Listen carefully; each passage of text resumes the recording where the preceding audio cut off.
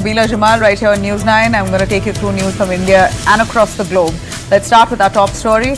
On Deep Dive, we're taking you through United States and Canada both capping student visas, and Indians seem to be the most affected. Even if you have a scholarship, United States now all set to deny your visa if they do not feel satisfied with your credentials. We'll tell you what are the do's and don'ts right here with our panelists.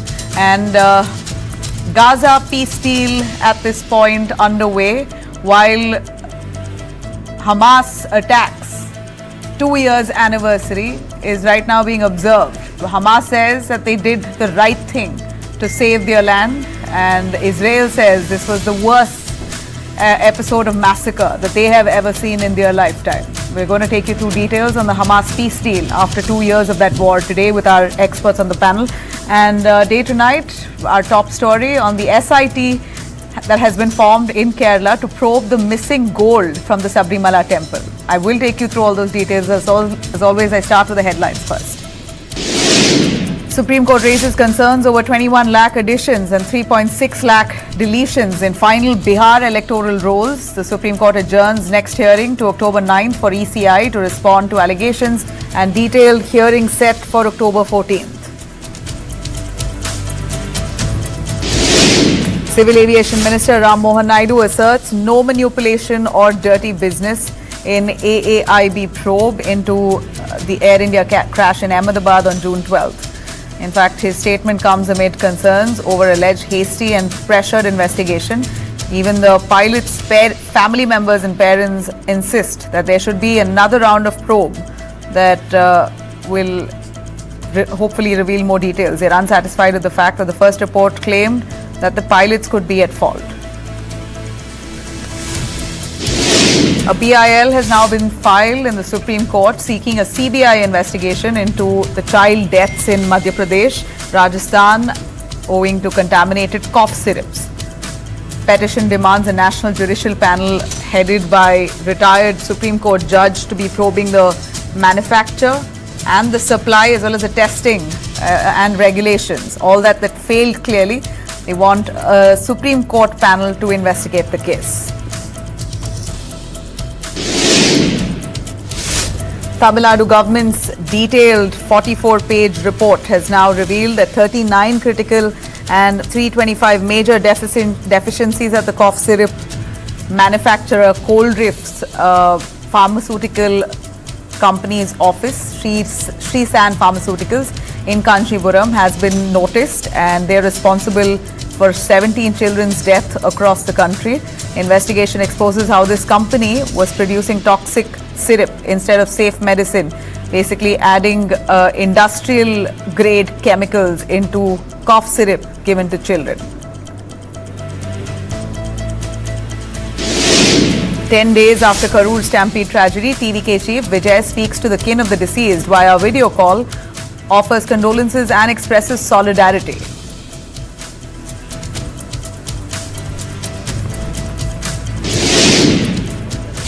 Mohanlal receives commendation from the Indian Army Chief Upendra Dwivedi. The Malayalam superstar, a Lieutenant Colonel in the Territorial Army, was honoured in New Delhi. The actor discusses enhancing efficiency of Army battalions and future projects for civilians and the armed forces. Kerala High Court orders customs to decide on Dulquer Salman's seized car within a week's time. Court directs Section 110A application to be considered, noting 2004 Land Rover Defender has been validly registered for 20 years.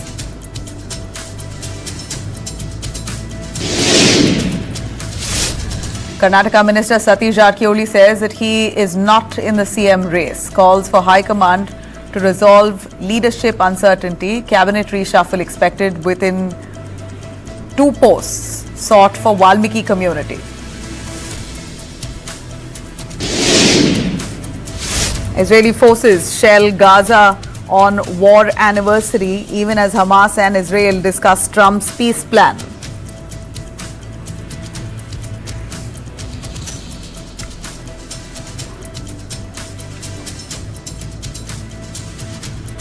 All right, let's start with our top story on United States and Canada capping student visas and Indians largely affected. To begin with, the United States government has directed colleges to limit international undergraduate students to just 15% of total enrollment, with no more than 5% from any single country. This is United States' decision now that each university will only have 5% from a certain country. Indians particularly seem to be the most affected. So the new memo, a 10-point memo that's gone from the Trump administration to at least 9 major universities in the United States, are expected to comply with this rule, to have only 15% foreign students and 5% from a single country. And if they do comply, then they will have preferential access to federal funds. If not, no more money or funds from the government side to these universities. That's a warning that Trump has given. Colleges that refuse to risk losing these benefits, while those that comply would get additional grants. 5% country cap means Indian students will be among the worst hit, especially those targeting affordable public campuses. Many may now be forced, in fact, to look at costlier alternatives in the United States or different destinations altogether. That's already begun to happen. Adding to the concern, the memo here sent by Trump to these universities also mandates screening of students for alignment with American and Western values. That universities should also check if the students are aligned with Western values and whether they will fit in. That also is now a criteria. Universities must share this data, all this data, with the federal agencies. Students now fear that this could affect visa approvals and renewals and even lead to deportations. There's already enough panic running through Indian students largely within the United States right now, and those who already have prospects and have applied, have got scholarships. In fact, one case study here. Kaushik Raj, an Indian, who's an Indian freelance reporter, he won a $10,000, he basically won a $100,000 scholarship. Kaushik Raj, who's a freelance journalist, was given a $100,000 scholarship to Columbia University's data journalism program. But this person did not get an opportunity to go to the United States because after his visa was processed, the US suddenly decided that they did not want to give him his visa. The US then decided to cancel his visa, and on the grounds of his social media platform. His information that he put out, or the posts that he put out on his social media, basically were vetted, and then the US officials allegedly decided not to grant him his visa despite him getting a $100,000 scholarship at Columbia University. Raj says that officials asked him at the visa office to make his social media account public during the interview, and shortly after that interview, after he basically opened up his social media platform, the visa was denied. He was rejected, and that rejection letter stated, and I quote, "You have not demonstrated that your activities are consistent with the visa classification, nor show ties compelling you to return home." In fact, Kaushik Raj says that this is just an excuse by the visa authorities or the United States administration, claiming that the real reason is actually his social media, because when the interview happened, they did not reject him. But when they asked him to make public his social media platform, that's when the rejection letter came. Now, if you think Canada is a fallback option, that's also changing very fast. Speaking of Canada, Ottawa has begun tightening student visa norms after discovering that nearly 44,000 students are missing from academic roles in Canada. In fact, Aisha Zafar from Canada's House of Commons Committee has revealed that nearly much over 44,000, nearly 47,175 specifically, foreign students are non-compliant, meaning that they've got visa, landed in Canada, but are not attending classes. Many of them now are facing deportation. And we hear more than half of them are Indians. India again features prominently on that list. Between January and July 2025, study permits in Canada for Indians has plunged to just 52,000, down from 1.8 lakh last year. So that's how much it's fallen short, with Canadian authorities also now very skeptical to give away or to admit too many students from India. At this pace, the total may not cross even 90,000 for this year alone, which is a drop of nearly 67% from last year. And this is Canada, who otherwise is very warm towards India. 67% drop in student visas to Indians in Canada. Under Canada's 2025-27 immigration plan, The government aims to now shrink its temporary resident population as well to below 5%. Rejections for Indian study permits have spiked to 80%, making Indian applicants the most affected even in Canada. Whether in the United States or Canada, the message is quite clear here, it appears. Global student gate is now narrowing. Indian students are caught in the middle of a new geopolitical and a migration churn. Let me bring in our panelists to give us a little more insights into this. Ravi Lothumala, who's a career counselor and US college admissions expert. We also have, he's live from Dallas, United States. We also have Siddharth Iyer, Chief Operating Officer, One Step Global Consulting Group. Thanks both of you for joining us. Let me start with Ravi, who's first-hand privy to students and the grievances in that very country. Ravi, even if you have a scholarship, it's very likely that your social media posts are not palatable to the US administration. You could very well lose your opportunity to study. The Kaushik Raj's classic example, he got $100,000 scholarship to Columbia University, the Ivy League university, one of the best, such a moment of pride for him, but he lost out on the opportunity maybe because of a few social media posts he put out. Is this now the norm? Is this the new order in the United States? How are Indians dealing with it? So, Nabila, thank you so much for bringing this to the attention. First and foremost, see, we have to understand that the demographics, international student recruitment, and the recruitment policies, procedures have completely taken a different turn after Trump 2.0 took into the office. Is this something wrong that somebody has to do these kind of things? Let's put it this way. I'm very happy to hear that he got a $100,000 scholarships.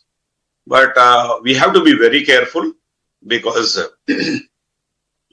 when you are interacting on a social media, you are not just interacting your personal stuff. You are interacting with the world where you are showcasing some of the other sides of it. Let me put it this way.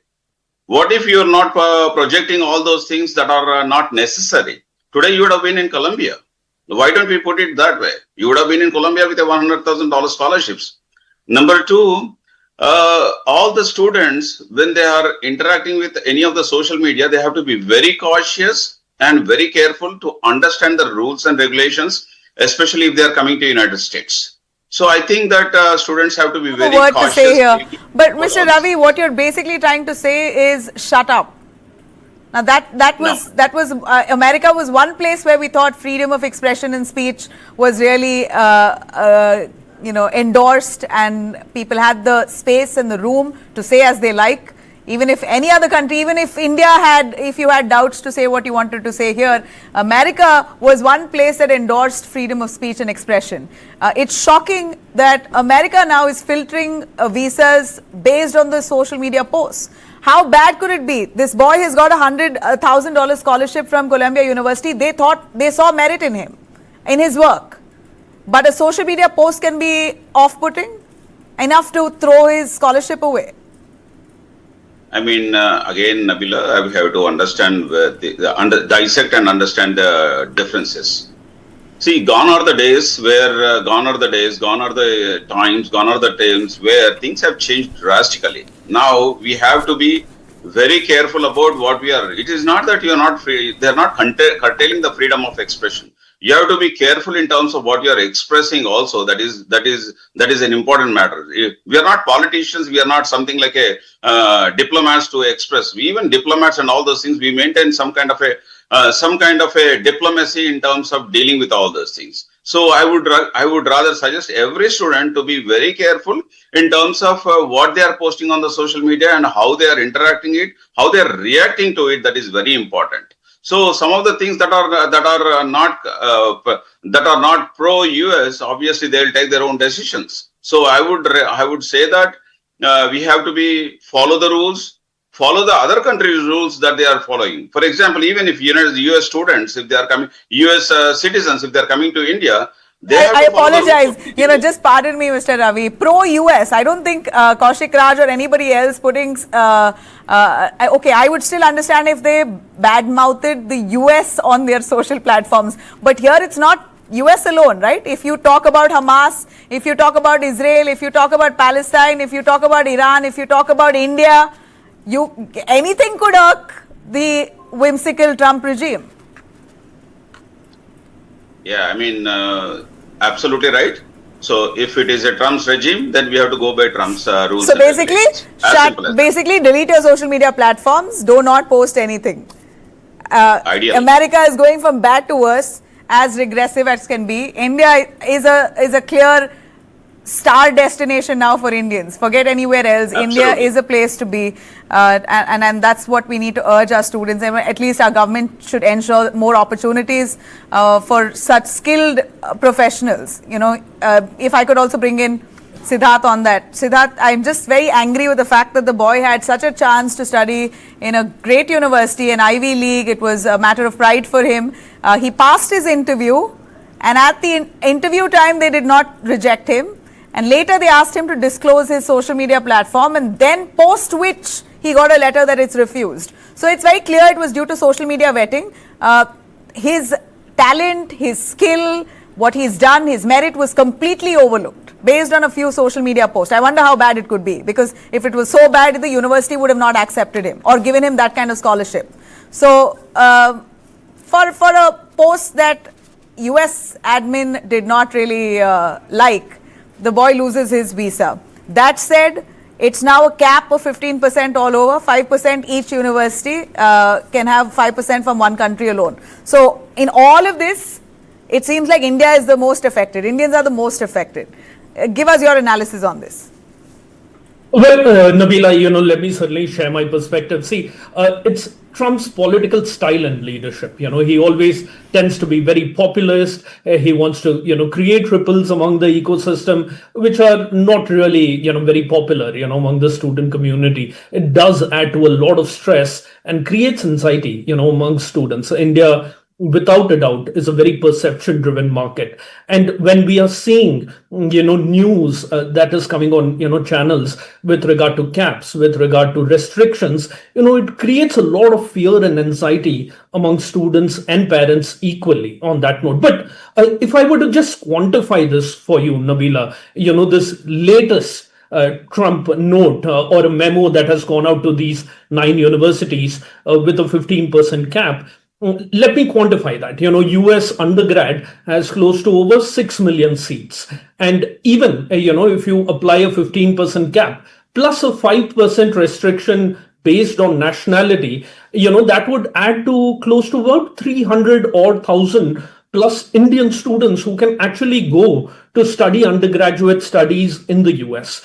Currently, if you look at, the last year, there have been close to about 36,000 odd Indian students who have gone for undergraduate studies in the US. So it's not even 1/10, of the capacity or their intake capacity per se. So considering, that undergraduate recruitment in India and South Asia, grows at a very fast pace of 25% odd.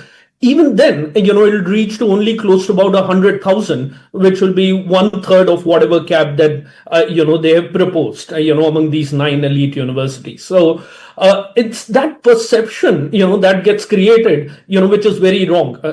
Do US universities have the capacity to take in these large cohort of students? Yes, they do. 100% they do. And they will be able to, increase that. We at One Step, we represent DePaul. We are now representing UMass Lowell with in-country representation. Now, these universities have actually grown their undergraduate numbers in the past couple of years. And the reason is because of these, sizes of US institutions and classrooms. There are well over 3,000 institutions there. But the message that gets sent, is very wrong. And especially when it comes to social media vetting, if students, have a fear of speaking out what they think, just to be denied a visa, those make it very unclear and very uncertain for them. And largely the reason why, India is trying to promote a Viksit Bharat initiative. India is encouraging US, Canadian, UK universities to come set up India-based branch campuses. The reason why they are doing that, could be limited. Indian students certainly have aspirations to go and study in very popular US institutions.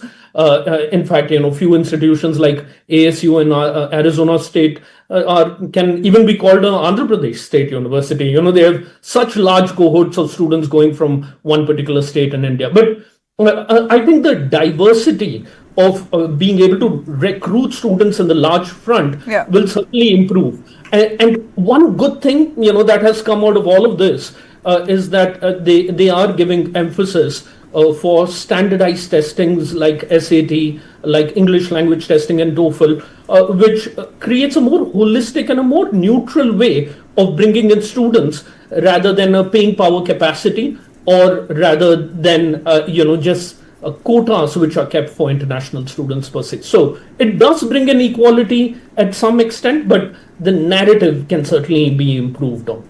Right. From what I see, even Canada is now being very watchful. Would you want to give us a sense on why Canada is dropping its visa entries to Indians specifically? And look, it's also not fair to expect a country to be so, warm and open and lay out the red carpet for Indians to such an extent when you're also looking at Indians violating their visa norms. 44,000 students have been missing from the attendance rolls in universities, and topping the chart of in that list are Indians. So Indians are taking Canadian visas, going to Canada, and then doing some whatever illegal work. When I say illegal work, they're not going to colleges. That's what they sought the visa for, but they're not honoring that commitment. But I would, certainly take a more holistic view of this. Indian students are very clear about the return on investments that they spend towards their international education. Many of them work part-time jobs, to be able to pay up their tuition fee, their living expenses, which are increasing day by day in especially states like Ontario, where there is a large population of Indian students, where the cost of living is increasing. Accommodation is getting difficult. So the country is trying to make provisions to be able to accommodate that. But the large set of students to be able to pay back, what they've taken largely as, say, education loans or loans from their parents to be able to fund their studies is the reason why they seek work and they sought after work. But to keep them engaged in classrooms is equally responsibility, that needs to be taken up by Canadian governments, authorities, and the universities to keep them engaged within classrooms, to give them more work opportunities within campuses, to ensure that they have long-term career options which are available in Canada. Canada has been very lenient, for a long number of years. And to suddenly, ensure that there are quality intakes coming in from, India and larger parts of South Asia, comes as a, rude shock, to many students, where generations have been going, to Canada to find work opportunities and for immigration. Sir Ravi, do you want to come in on that? Canada is also not a fallback option because they've dropped visas to Indian students drastically by nearly 67% in the last 2 years. I mean, Nabila, if you look into the statistics that you have mentioned, 44,000 students are not maintaining the status. So that means they're not studious and they're not coming to US for the US or Canada for the sake of education. Yeah, 47,000 in all, but the large portion of it is Indians. Now, I don't know if it's all, if all 44 large portion of it is Indian. So either it is Canada or US. At least 20,000 will be, yes.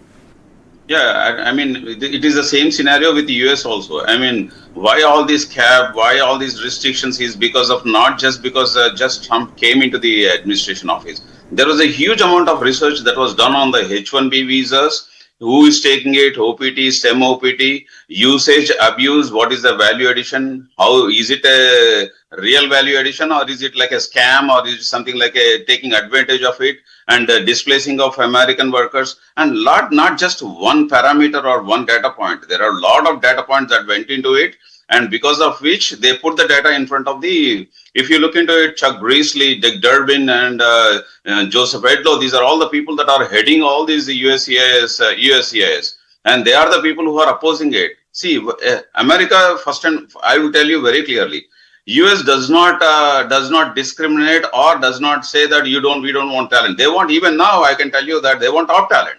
They want good talent. They want something who are going to sync up and they are going to make something out of it about their education. But if you are coming for schools and then day one CPT schools, it has been grossly abused. Okay, almost the total strength of a day one CPT schools is higher than Harvard. So do you think that these are the statistics that will go well with the data, which are clearly in front of the USCIS system? So these are all the things. That is the reason why they are tightening the noose across not just US. Once US is there, then people will say that, oh, okay, US is tightening because of all those reasons. Now it goes into Canada. Probably, I'm not surprised if it goes into UK, Australia, New Zealand, other countries. Now there's anyway resistance and aversion towards immigration all over. If India does not like Bangladeshis and the rest in the neighborhood to come in, even the West does not like people to go in there. They are frustrated. Though it's a wrong comparison, I should say, for myself, because Indian workers are skilled and they're knowledgeable. They have great English. They have every talent that is needed to fit into the United States workforce, or even Canada or the United Kingdom, which is why we dominate in those countries. But sad to know that doors are closing in and it seems like Indians are no more so welcome. Yeah, a final word as I end this, Siddharth. Give me a solution. Now we've spoken of the problems extensively. What's the solution?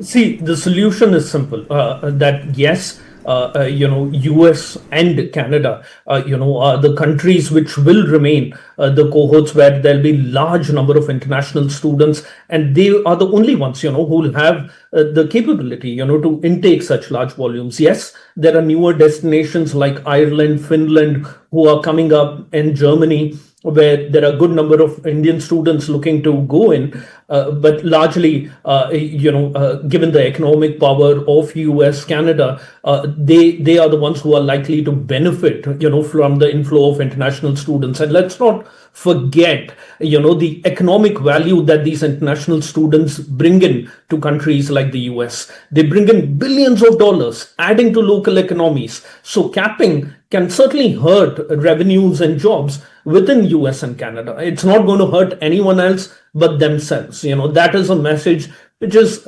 needs to be clearly understood by US and Canadian institutions. And certainly, policy needs to also complement, these efforts accordingly.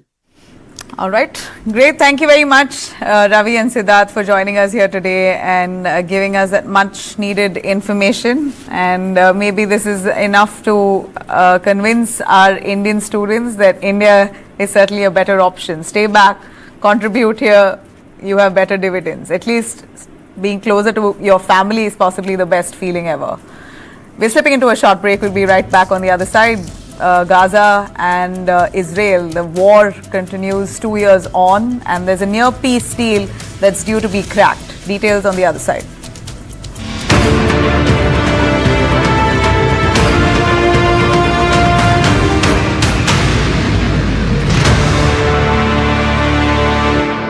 This is my temple, this is my mental peace sanctuary.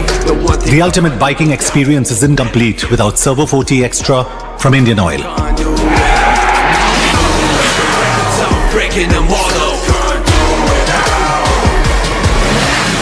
Servo 40 Extra from Indian Oil.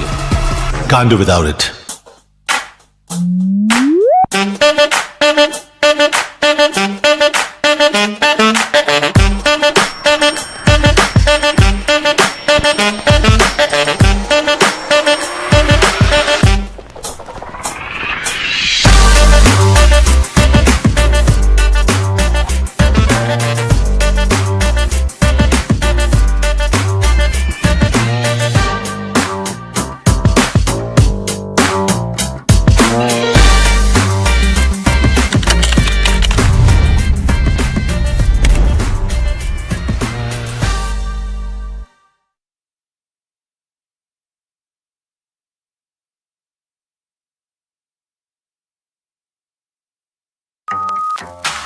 every conversation brings so much value into your life. It, I think, is like a puzzle where every small piece in every conversation and every bit that comes in adds to you as a person in that kind of creamy world.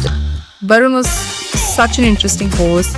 He brought in so many different perspectives and really made me think what I think the male brain thinks about what being a woman in this world and in the corporate world kind of is really like. So it's an interesting perspective, I think, for sure.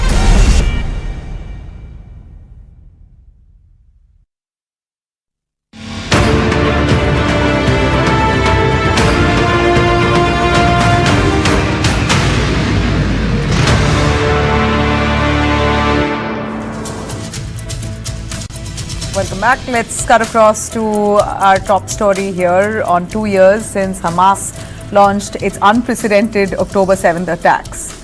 It's now 2 years since Hamas launched its unprecedented October 7th attacks on Israel that killed over 1,200 people and taking over 250 people hostages. The scars of that day still remain raw. Israel's massive retaliation has left Gaza in ruins. In fact, Israel continues to pound Gaza, and so far in the last 2 years, 67,000 people, Palestinians, have been killed, largely women and children. Nearly 170,000 in Gaza have been wounded, and parts of the enclave facing famine. In fact, Gaza is almost completely demolished. Now, US President Donald Trump has unveiled a 20-point peace plan to end this bloodshed. After 2 years, we're looking at a near peace deal that's coming to a close. In fact, Donald Trump had given a few days ago, Sunday, as a deadline to Hamas, but Hamas hasn't caved in as yet. But they are currently in constant negotiation. Talks are underway, and all this is happening in Egypt, we hear. The proposal calls for a ceasefire, a prisoner exchange, partial Israeli withdrawal from Gaza, and an international transitional authority to govern the region. Now, talks have resumed, like I mentioned, in Cairo with Egyptian, Qatari and American mediators all seated to discuss. US envoy Steve Witkoff and senior advisor Jared Kushner are also to be joining in this negotiation between Hamas and Israel.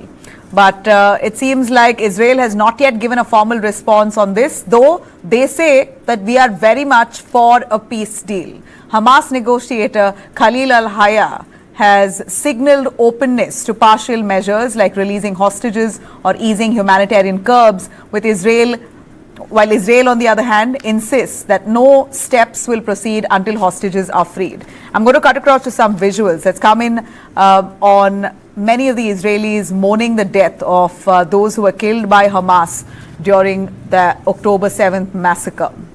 These are visuals that have come in. Whole of today has been a day of mourning for Israel. In fact, experts warn that if Hamas misses the deadline, it could really stall diplomacy efforts and spell doom to Hamas. Meanwhile, Egypt and Qatar are pressing hard for the engagement to come through. EU and the UN have also appealed for claim, calling this the last visible window for peace. We're looking at thousands of families gathering in Israel and mourning the October 7th attacks. Meanwhile, Gaza, Hamas leader Fauzi Barhom has called the assault a historic response to Israel's actions, saying the group is working to overcome all obstacles in the Egyptian talks. In fact, 2 years on, the world only watches on, waiting to see if Trump's ceasefire plan really can finally bring an end to one of the deadliest and most divisive conflicts of our time. Well, let me cut across to our panelists, Lieutenant Colonel Avital Leibovich, who's the director, AJC Jerusalem and Israel Defense Force. Thanks very much for joining us.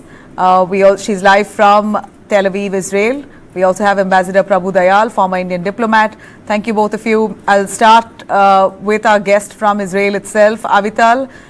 Thank you very much for speaking to News 9. It's 2 years since the Hamas massacre, and we see visuals. In fact, I'm going to cut across to some of the visuals that's coming from Israel, where people are mourning. Families are still aggrieved. Many of them have got their loved ones back, and many are still waiting.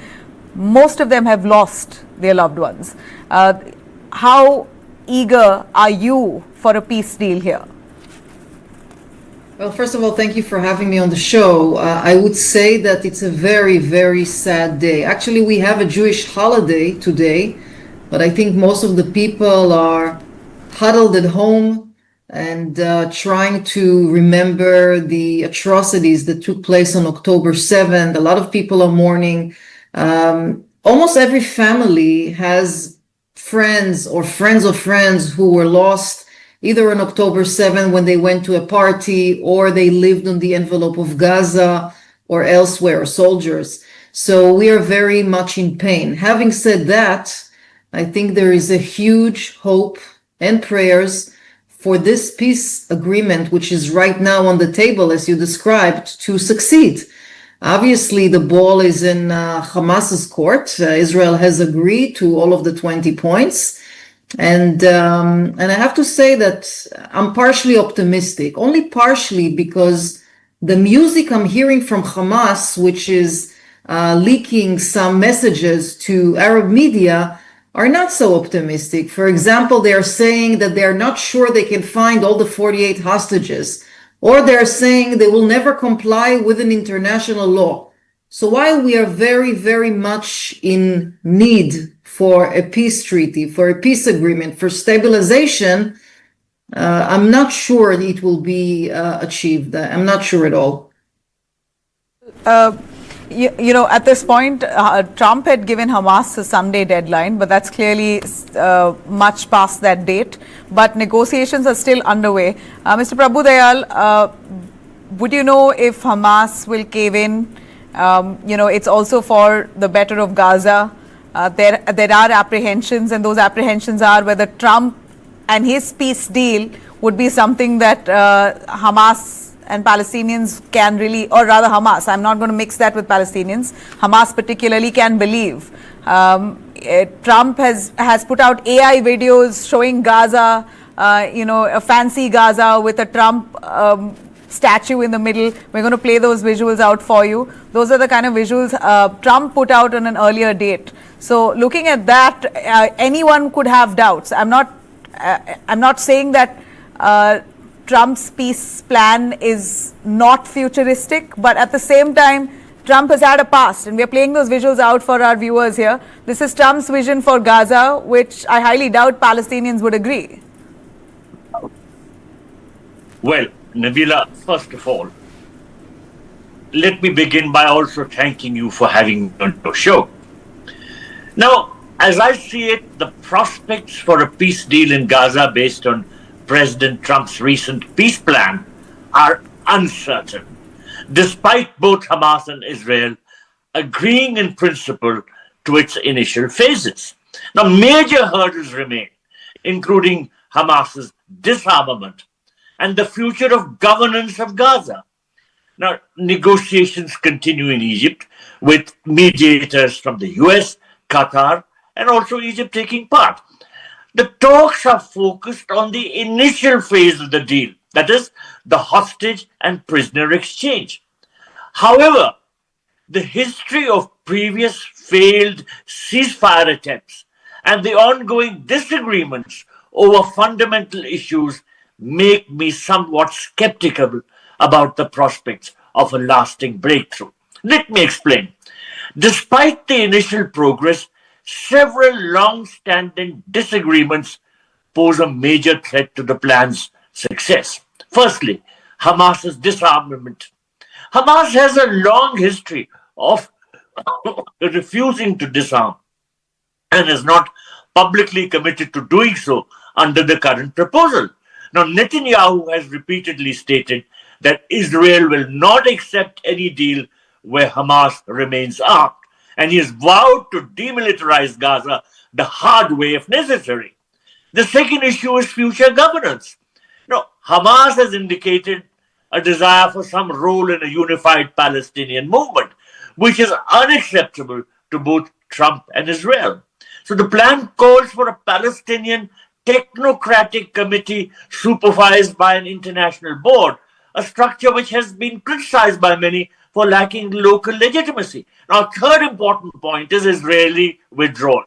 Hamas is seeking clear guarantees and a timeline for a full Israeli military withdrawal. However, Netanyahu has publicly asserted that Israeli troops will maintain a security presence inside the Gaza Strip, contradicting Hamas's likely demands. Yet another very important point, which the previous panelist pointed out, was relating to prisoner exchange specifics.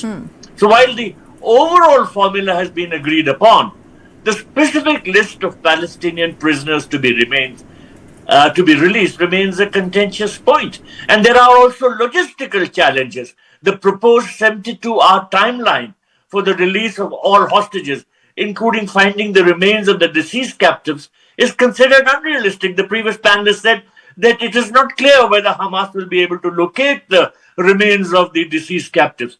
So all this indicates that there is a lot of uncertainty. But of course, like everybody else, I am keeping my eyes wide open and my ears open to follow what is going on, because everybody wants the horrific war in Gaza to come to an end and for peace to be established. You know, Avital, we're looking at visuals. We're playing out some of the visuals of Israelis today mourning. You said it's a day of mourning, but hasn't officially been declared because there's an ongoing holiday. But we also know at the same time that Israel is also divided when it comes to this war.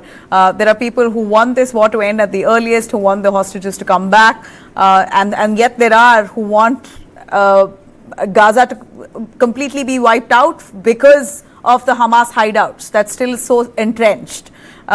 You know, how is the government really handling this? It's wave of emotions, 2 years on, and emotions are heightened, we know, in Israel.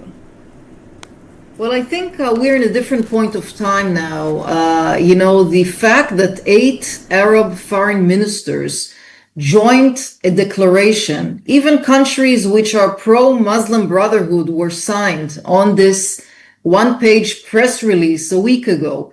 And the word peace in this press release appears 5 times. So we are in a different place. We have never been in that place. By the way, 3 factors led to the opportunity that we are now facing. Number 1 is this Arab world standing and pressuring Hamas.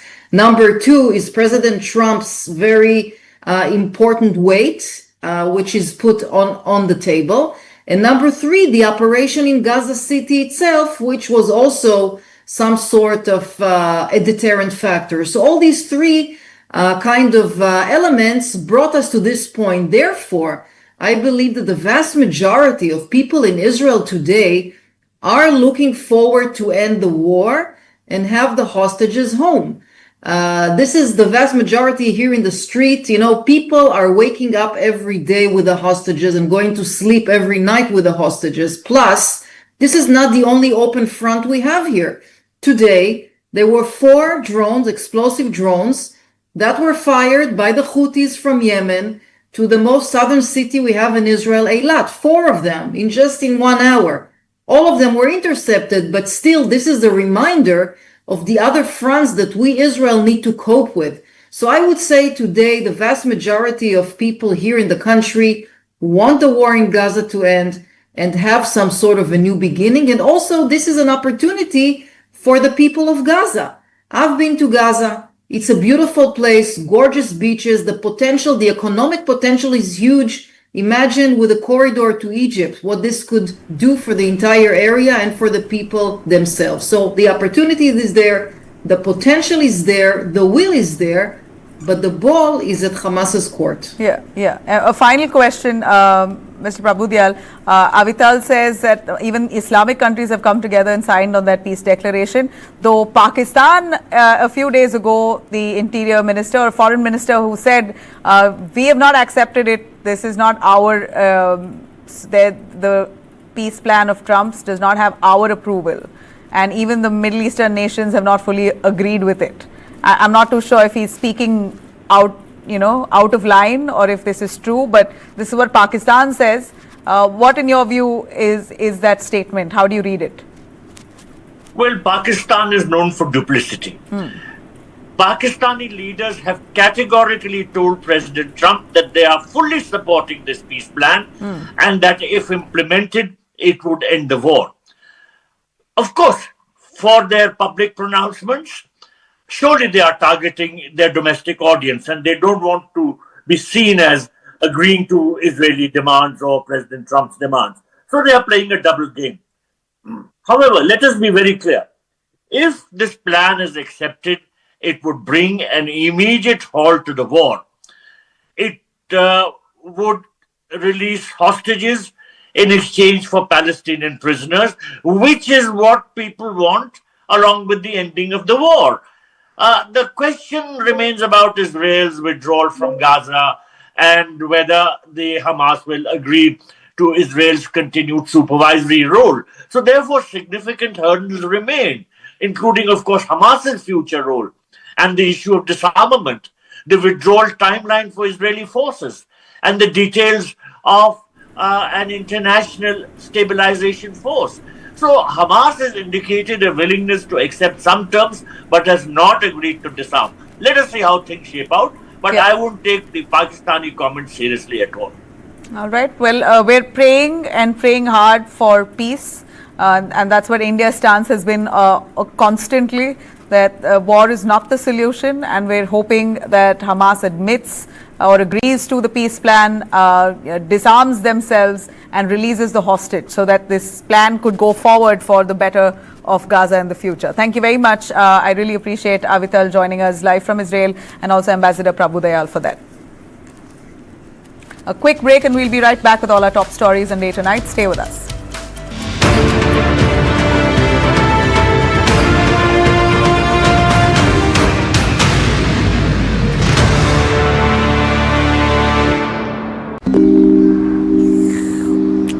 View मस्त है और चाय भी बुरी नहीं है। नए घर में चाय के मजे कहाँ लोगे? ये खूबसूरत चिंता आप करिए। होम लोन की चिंता हम संभाल लेंगे with attractive interest rates and instant sanction.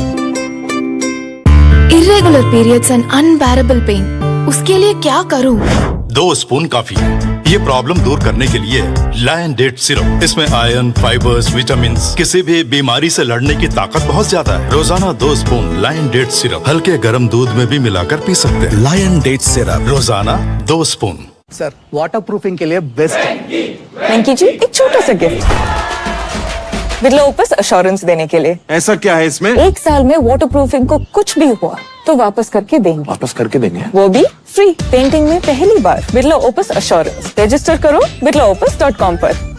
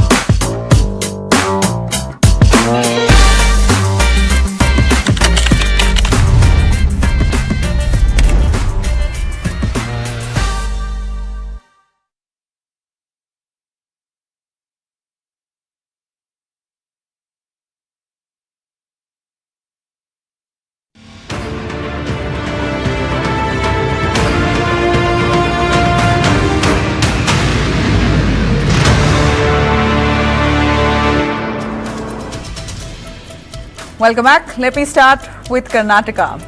The most popular show in Karnataka, the Bigg-Boss house, basically that show where it's shot at the Bigg-Boss house, is shut.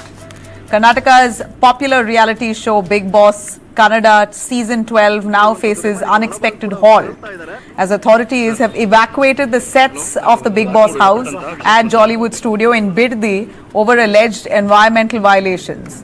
The police have blocked entry to the studio, preventing staff and participants from entering, while a KSRP unit and additional SP, Ramachandrappa, were deployed to oversee the situation as it was evacuated.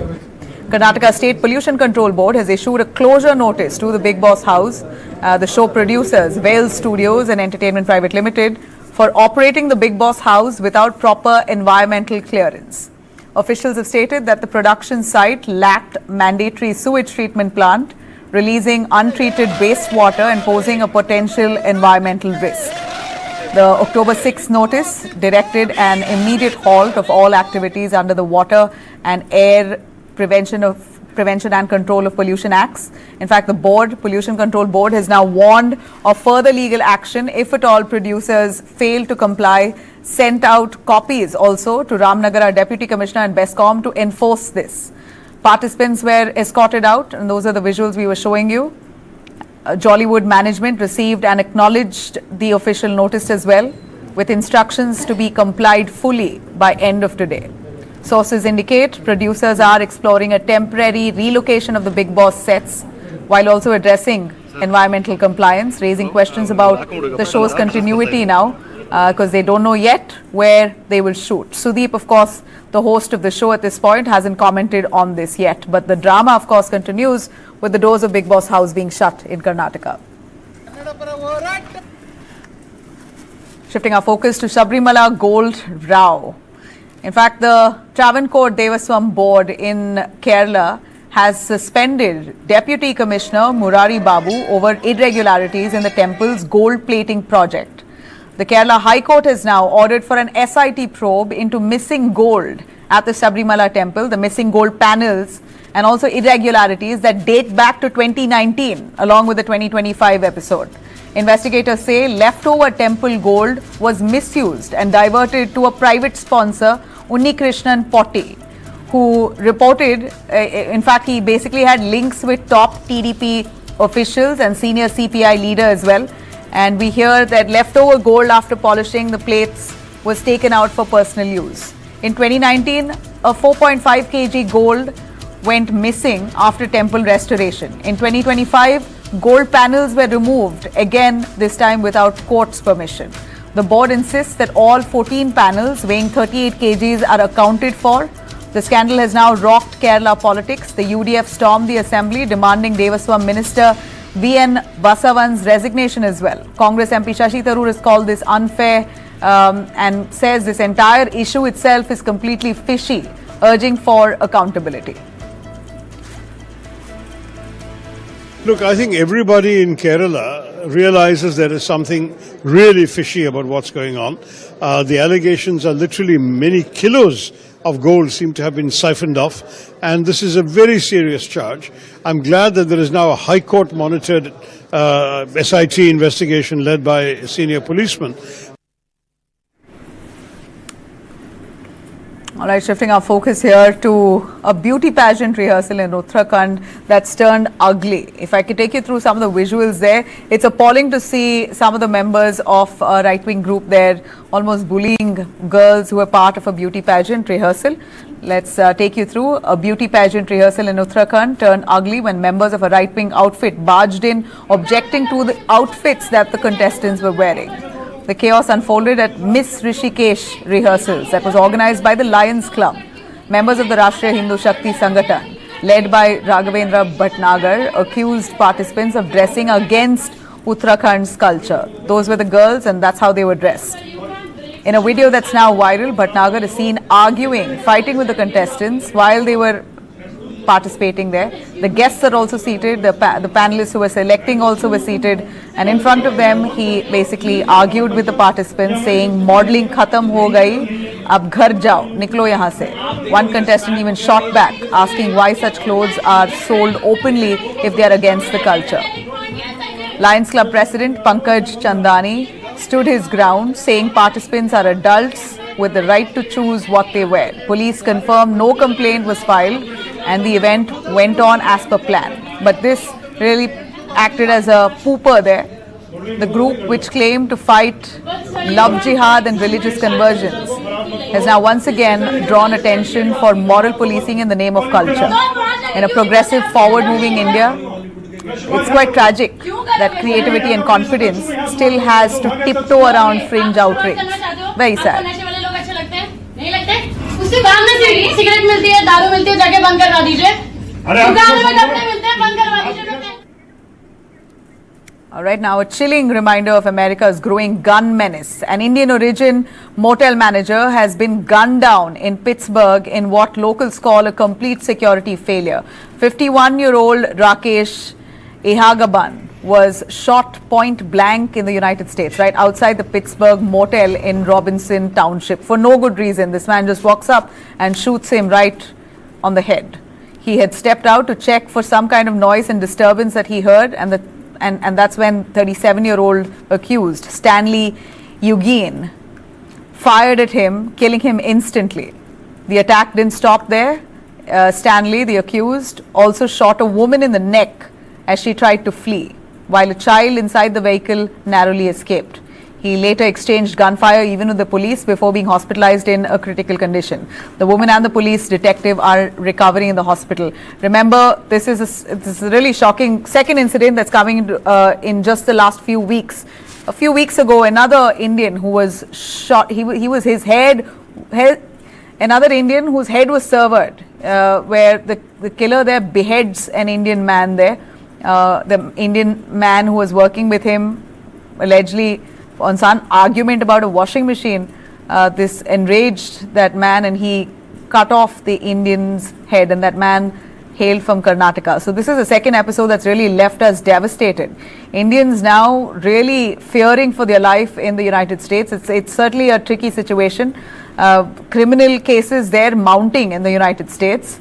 And it seems like law enforcement has completely collapsed. If this is happening on a regular basis, then where do Indians go? It's certainly shocking and tragic that people there in the United States, which is known to have one of the best security agencies there, feel unsafe.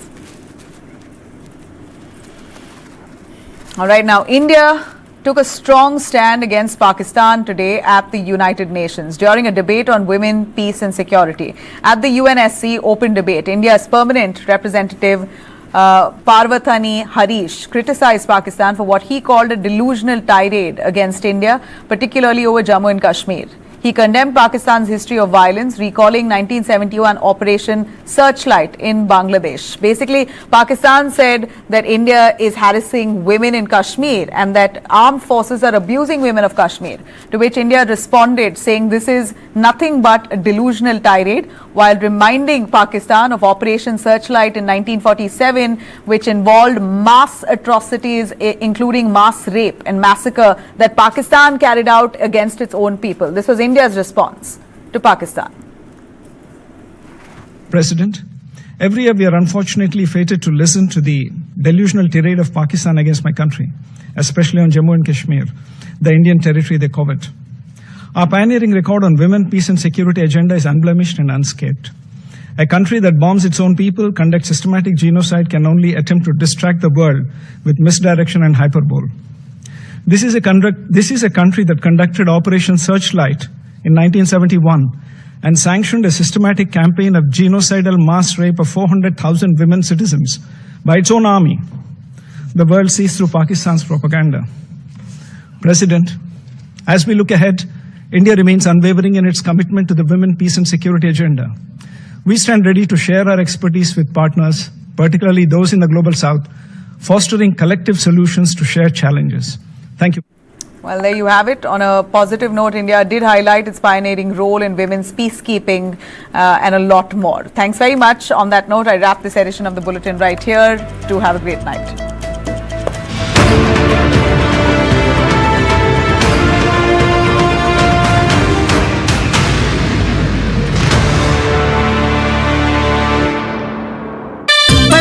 खेलता है झूलता उछलता है दौड़ता कभी कभी दौड़ कराता है आगे आगे बढ़ता है इंडिया अमूल दूध पीता है इंडिया नई गाड़ी देनी पड़ेगी हमें भी शोरूम खोला जल्दी हम तक महंगा इंश्योरेंस बेचने की पूरी कोशिश हो सकती है जबरदस्ती कौन करेगा जबरदस्ती खोल दूंगा इधर मैं कमला कर नई गाड़ी के लिए हम एको कार इंश्योरेंस ही लेंगे फेयर प्राइस कम प्रीमियम बात खत्म कार का एक्शन हीरो एको